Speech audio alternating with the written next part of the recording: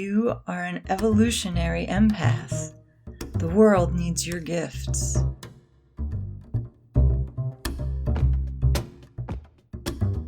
Hello, sensitive souls, and welcome to my Evolutionary Empath podcast.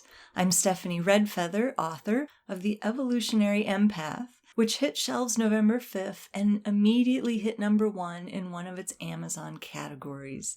Thank you so much for helping to make that possible. You can pick up a copy of The Evolutionary Empath through your favorite bookseller, in stores, and online. And find out more about it on my website, bluestartemple.org. And while you're there, be sure to download your free copy of my Evolutionary Empath Activation Manual and check out my other products as well. So let's check in on last week's self-care tip. I described it as simple, but not necessarily easy. Your tip was to say no. How did it go? Who or what did you say no to? How did you feel when you did it? What was the result? How did the other person respond? Did you say no more than once? What did you learn from the experience? I'd love to hear what you said no to, so please feel free to share on Facebook or message me with how it went. And remember to listen for today's new self-care tip of the week at the end of the podcast. Last week was all about the importance of the masculine energies and the divine masculine blueprint and how to use them to your advantage as a sensitive soul. Today, I want to introduce you to the feminine principle and the divine feminine energies. The divine feminine gives us access to self-love, self-care, and self-acceptance. And when our personal masculine and feminine begin to work together in conscious equal partnership, then we can experience something called the sacred marriage. So let's set this up like we did last week with our conversation about the masculine. I want to distinguish the difference between 1, the archetypal feminine, 2, the personal feminine, and 3, the divine feminine. So let's start with the feminine archetype. And remember, an archetype is just a pattern or set of qualities.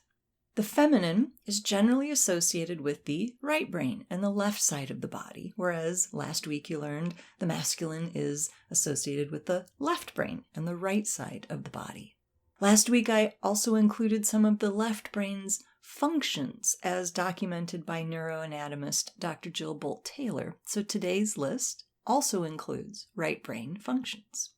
So the feminine and right brain qualities include intuition, creativity, sensitivity, flexibility and fluidity, the body's instinctive consciousness, non-judgment, relativity as opposed to the absolute, abstract or non-linear thinking, nurturing and caregiving, present moment awareness, compassion and cooperation, receptivity, the ability to listen, and perception of subtle energies and nonverbal communications.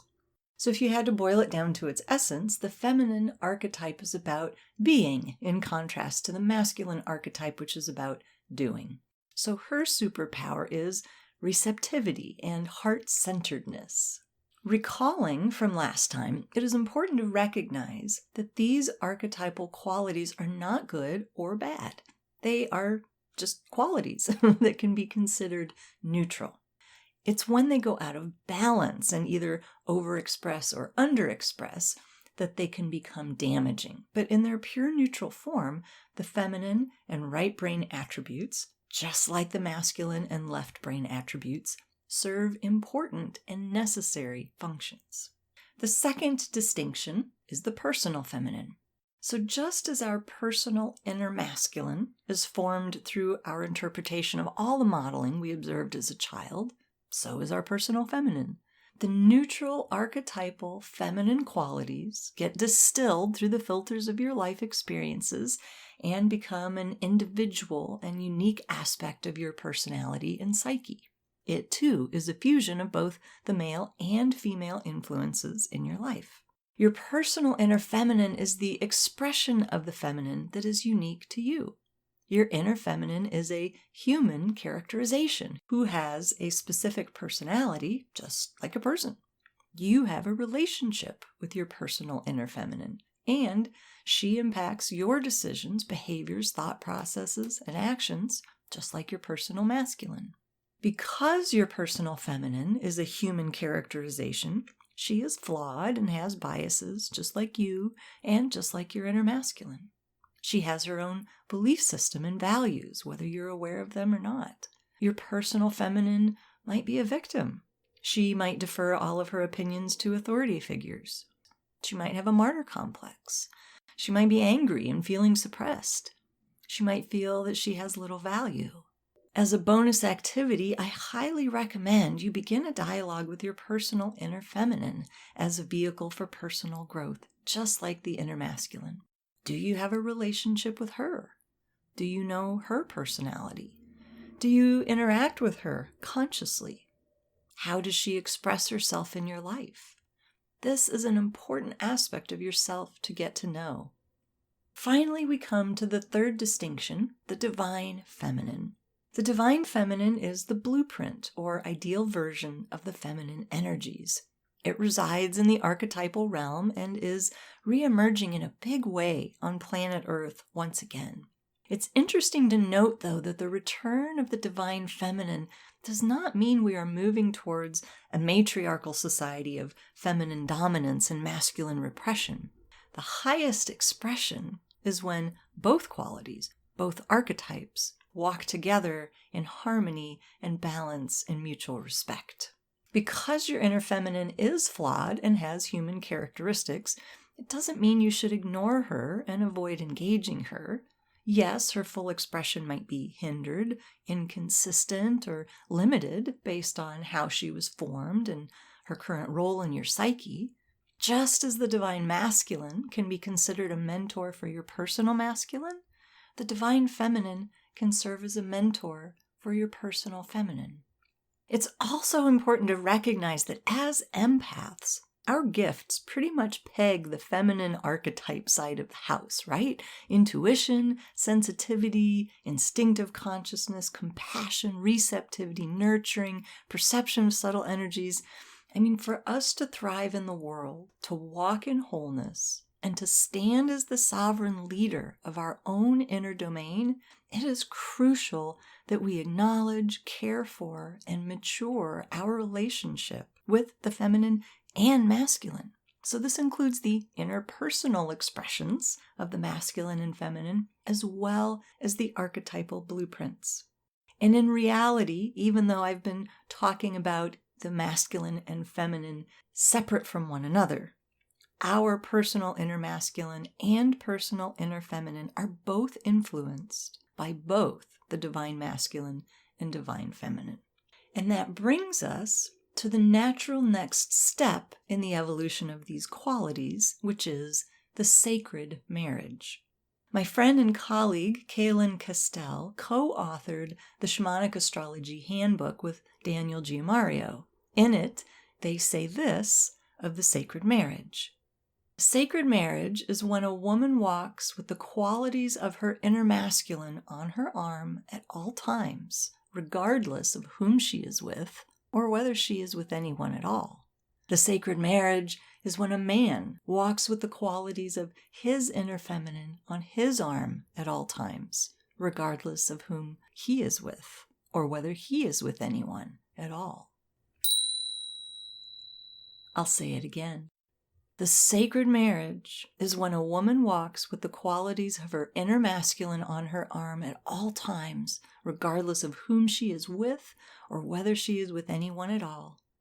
And a sacred marriage is when a man walks with the qualities of his inner feminine on his arm at all times, regardless of whom he is with or whether he is with anyone at all. In the archetypal realm, the sacred marriage is often referred to as the hieros gamos, a Greek term meaning holy marriage. On the human dimension, the sacred marriage means, it means you've done a lot of inner work, shadow work, consciousness work, whatever you want to call it, and know your personal inner masculine and feminine well. And not only do you know them, but they know each other, and they are in relationship with one another. They understand each other, respect, love, and value each other. And this relationship, this sacred marriage between the two, will show up in every aspect of your life. To expand on this, I'm going to read a few paragraphs from my book, The Evolutionary Empath.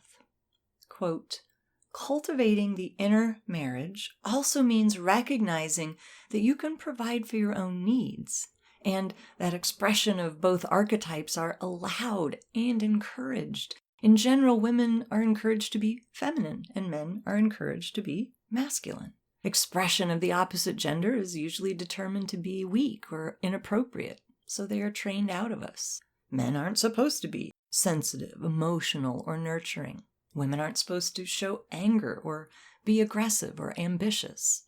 Recalling the definition of shadow, the unloved, disowned parts of ourselves, our opposite is then relegated to the shadow, ostracized because he or she was deemed improper. Something that is clearly a part of who we are, our inner beloved, has been killed, extinguished by a society sorely misinformed and misguided in the realm of mature, conscious love. Once banished, we essentially experience the loss of our inner beloved as a death, which contributes significantly to our feelings of incompleteness and longing. This void where our opposite should reside causes us to be in constant search of its replacement. The overwhelming pressures of society and our culture tell us we don't dare go against the norm and restore the lost aspect of ourselves, called soul loss, so we project our needs onto our partner. Since it's not ladylike for women to be strong, independent, ambitious, driven, or highly sexual, or act as the breadwinner or disciplinarian, we abdicate our own power and look for these qualities in our partner.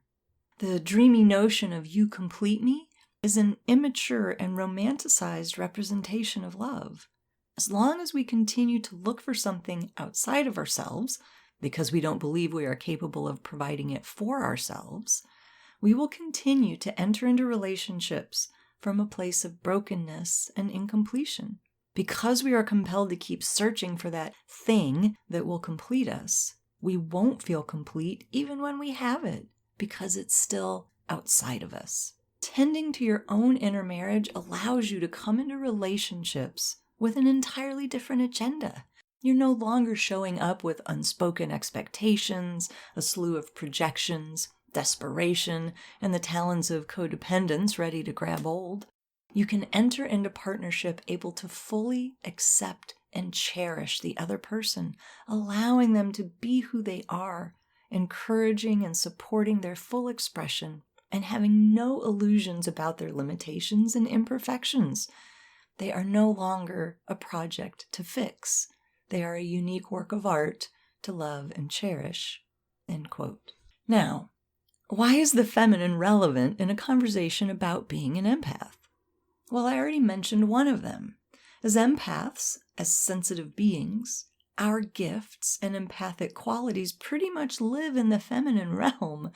To accept the feminine is to accept our empathic self. And to accept our empathic self is to accept the feminine. But in addition, the divine feminine gives us access to self-love, self-care, and self-acceptance.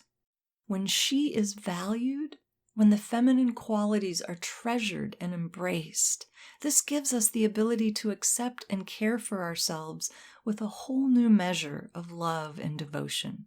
We can leave behind self-sacrifice, judgment, repression, guilt, and all the other ways we shame, hide, or vilify the feminine.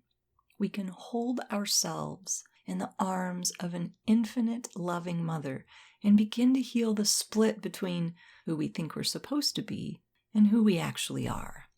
Again, from my book, The Evolutionary Empath, quote, "Many of us are so driven by the values of the patriarchy that it can feel entirely foreign to entertain the idea of listening to our intuition being gentle, compassionate, and loving with ourselves, slowing down, listening to the subtle communications of the world around us, receiving, making time for creative expression, and just being.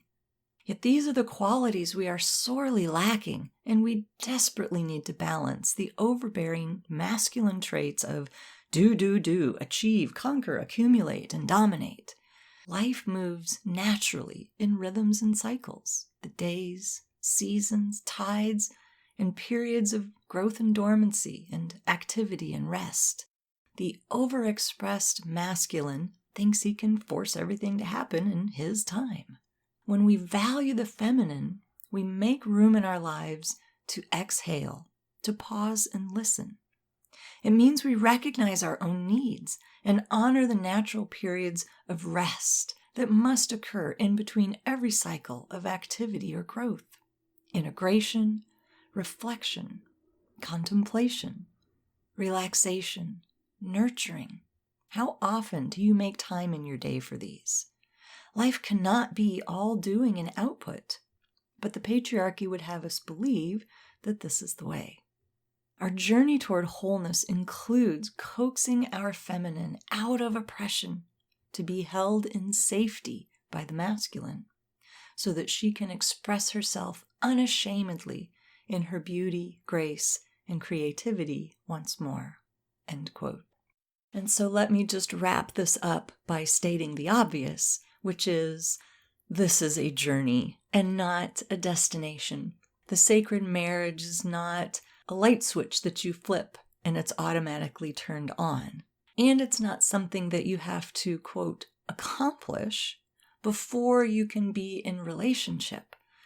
The sacred marriage and nurturing the relationship between your inner masculine and inner feminine is a lifelong journey, just like your relationship with your outer beloved, your spouse or partner. There's always more to learn. There's always another level of depth to go to. There's always something new to discover. And it's that way with your own inner sacred marriage as well. So I invite you to look at cultivating that relationship as an adventure, maybe, as an honor, as part of your journey towards wholeness and self-acceptance.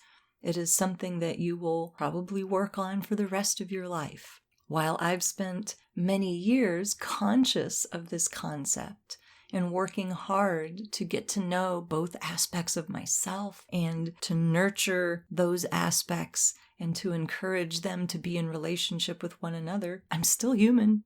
We're all still human.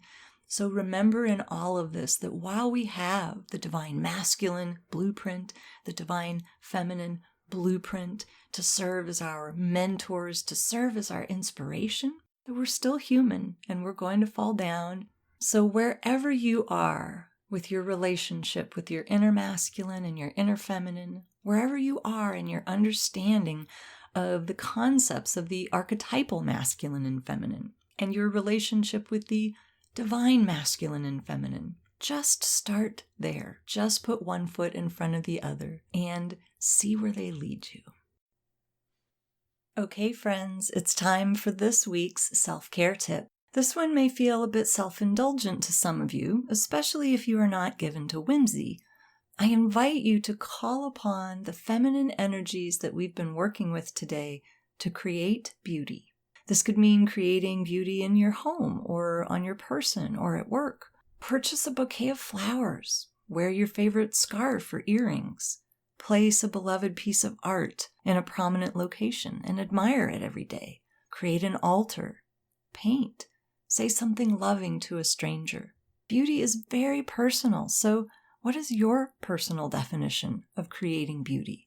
What wants to express through you? What is your creative spirit, your feminine energy calling for in this moment?